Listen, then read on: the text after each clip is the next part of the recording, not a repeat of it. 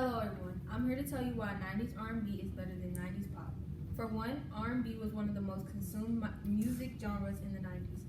People loved R&B because it gave them a relaxing feeling, but it also made them want to move their bodies. People also loved R&B because it was unique. R&B is unique because it combines elements of rhythm and blues, pop, soul, funk, hip-hop, and electronic music.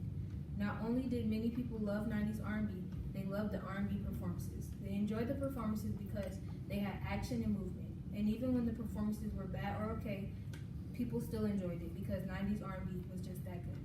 90s R&B also had a huge impact on the world. For example, 90s fashion was influenced by well-known R&B artist Aaliyah. Aaliyah also brought a younger crowd to R&B. 90s R&B also changed female representation. For example, TLC were figureheads for independent womanhood. They even influenced women to have higher standards. 90s R&B had so many iconic artists like Mary J. Blige, Aaliyah, Boyz II Men, and my favorite R&B group, SWV. Mary J. Blige has released 13 studio albums, and 8 of which have achieved worldwide multi-platinum status. Boyz II Men are known for their flawless blend of 4-part harmonies. Aaliyah was known for influencing 90s fashion, like I said before, and my favorite, SWV, is one of the most successful R&B groups of the 1990s. Everyone knows 90s R&B had the best music videos of all time. You could never get bored watching a 90s R&B music video. Even though 90s pop is good, it's not as influential as 90s R&B, and obviously not as good. And this is why 90s R&B is better than 90s pop. I'm not rough. Oh, I'm sorry. Good afternoon. The term pop music originated in Britain in the mid-1950s as a description for rock and roll and in the youth music styles that it influenced. The first and more rudimentary effect of pop culture is how it builds and strengthens interactions with people who are also into the same kinds of things. Events to celebrate pop culture, such as Comic-Con, helps foster bonds among people of different backgrounds. Pop culture and its trends pave the way for future generations, whether it is economically or socially. It is important because it's a good indicator of where we are going in regards to future society. One of the most famous pop artists that I personally like, who is known as the King of Pop, is Michael Jackson. I like Michael Jackson for his entertainment and because he's a musical and lyrical genius.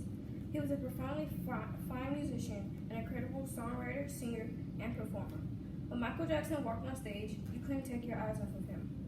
He has won 13 Grammy Awards, 6 Brit Awards, 40 Billboard Music Awards, and 26 Music Awards. So think to yourself, what else has he done to be considered the King of Pop?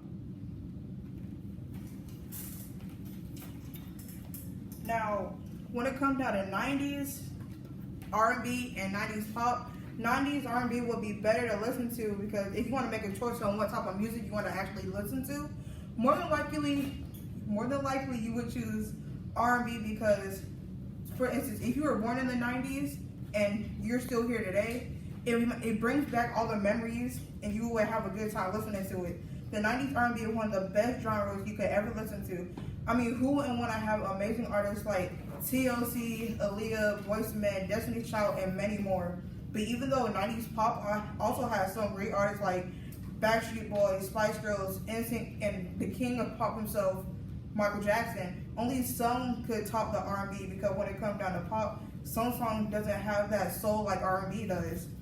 But we can agree that 90s R&B and 90s pop are both really great genres, but I think that 90s R&B and some of them have some of the most music that you can hear and it makes you want to get up and dance, like the song Poison Ball by Belle Biv DeVoe or If It Isn't Love by New Edition.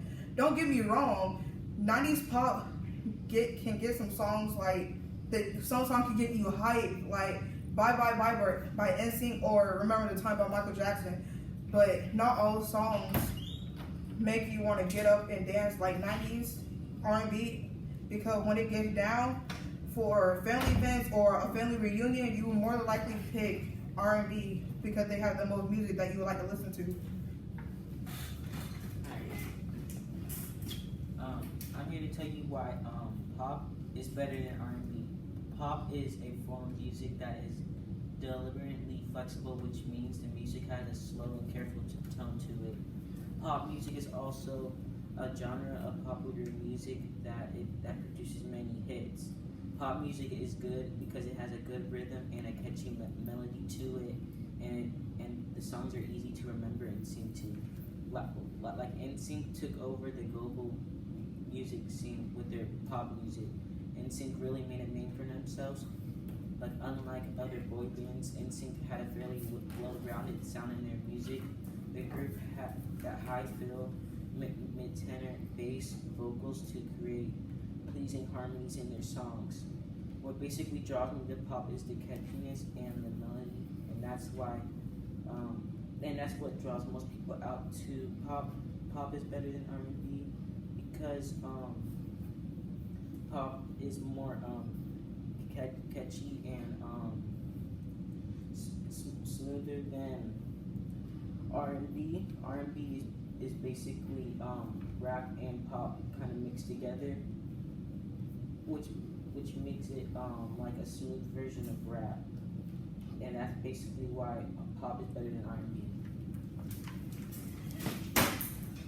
Now, when it comes down to pop, well, no, let me rephrase it. When it comes down to R&B, we actually have the catchiest lyrics because our songs are easy to remember. When it comes down to pop, some lyrics are easy to remember because you may have heard them a few times, but you may not know them completely yet. But when it comes down to R&B, their songs are so easy to remember because you know it was the biggest hit for a very long time, and it gets stuck in your brain. And once you move on and further in life, you think about that one song that you would like to listen to. But you should consider listening to 90s R&B than 90s pop because you can really never get tired of listening to it. 90s R&B is better. It's so good that older people still listen to it. Even they even let their kids listen to it to get a feel of what it sounds like.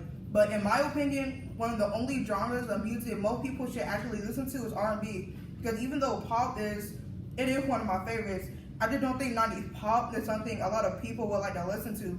Besides listening to Michael Jackson, but if you wouldn't include him, some people would really listen to pop. Because normally, pop isn't the one genre that you would like to listen to off the top of your head.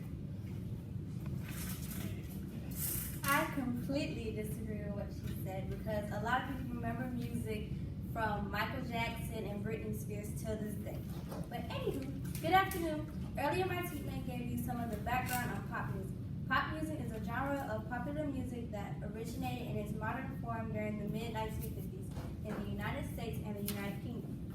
My teammate informed you about how it builds and strengthens interactions with people who are interested in similar things and who have paved the way for current and future generations.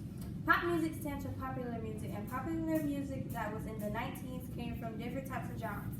Some of the hits were End of the Road by Boyz II Men, I Will Always Love You by Whitney Houston, No Scrub by TLC, Vision of Love by Mariah Carey, No One's Supposed to Be Here by Deborah Cox, Waterfalls by TLC, Poison by Belle Biv DeVoe, and Rump Shaker by Rex and Effect. All of these wonderful artists that I just named are from the genre R&B.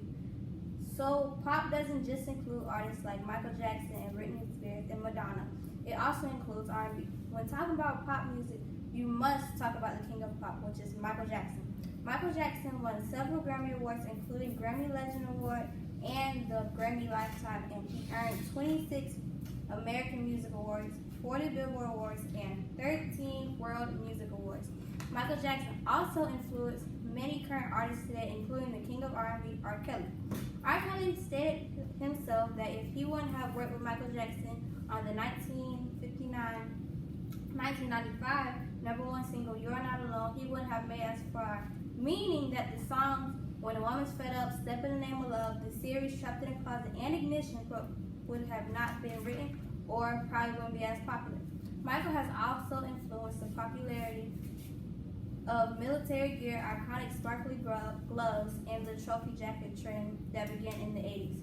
People such as Beyonce, Pharrell, Usher, and Justin Timberlake were very well influenced by his style, meaning that without the king of pop, the fashion of the R&B artist wouldn't be the same.